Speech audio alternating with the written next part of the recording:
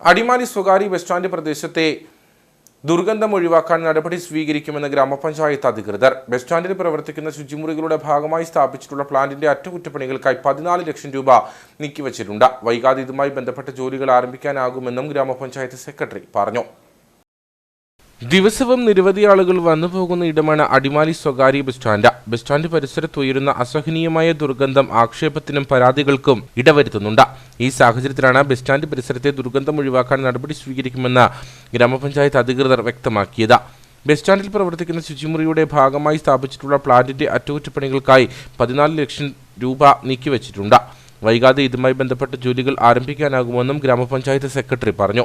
നമ്മുടെ ദീർഘനാളത്തെ ഒരാവശ്യമാണ് ബസ് സ്റ്റാൻഡിൽ പ്രവർത്തിച്ചു വരുന്ന STPയിൽ നിന്നും സമീപ പ്രദേശങ്ങളിലേക്ക് ദുർഗന്ധം വമിക്കുന്നതായിട്ടുള്ള ഒരു പരാതി ഉണ്ടായിട്ടുണ്ട്. പക്ഷെ അതിൽ ചെറിയ ഒരു മെയിൻ്റനൻസ് കൊണ്ട് ആ ഒരു പ്രശ്നം പരിഹരിക്കാൻ കഴിയാത്തത് കൊണ്ട് പഞ്ചായത്ത് 14 ലക്ഷം രൂപ ഈ ഒരു STP മെയിൻ്റനൻസിന് വേണ്ടി നീക്കി വെച്ചിട്ടുണ്ട്. അതിന്റെ പ്രവർത്തനം ടെൻഡർ ചെയ്ത് കഴിഞ്ഞു. ഏജൻസി ഇവിടെ വന്ന് എഗ്രിമെന്റ് ഒപ്പിട്ട് കഴിഞ്ഞാൽ തുടർന്നുള്ള ദിവസങ്ങളിൽ വളരെ പെട്ടെന്ന് തന്നെ STP മെയിൻ്റനൻസിന്റെ പ്രവർത്തനവും നിർവഹിച്ച് അവിടെ നിന്നുള്ള ദുർഗന്ധം വമിക്കുന്ന ആ ഒരവസ്ഥ ഇല്ലാതാക്കുന്നതിനും കഴിയുന്നതാണ്. വേനൽക്കാലം ആരംഭിച്ചതോടെ ബസ് സ്റ്റാൻഡ് പരിസരത്തെ കൈത്തോടുകളും ഓടകളും ഒഴുക്ക് ചാലുകളായി മാറിയ സാഹചര്യമുണ്ട്. ഈ ഓടകളിൽ നിന്നും ചില സമയങ്ങളിൽ ഉയരുന്ന അസഹനീയമായ ദുർഗന്ധം ബസ് സ്റ്റാൻഡ് പരിസരത്തെ വ്യാപാരികൾക്കും സ്റ്റാൻഡിലെത്തുന്ന ആളുകൾക്കും പ്രയാസം സൃഷ്ടിക്കുന്നുണ്ട്.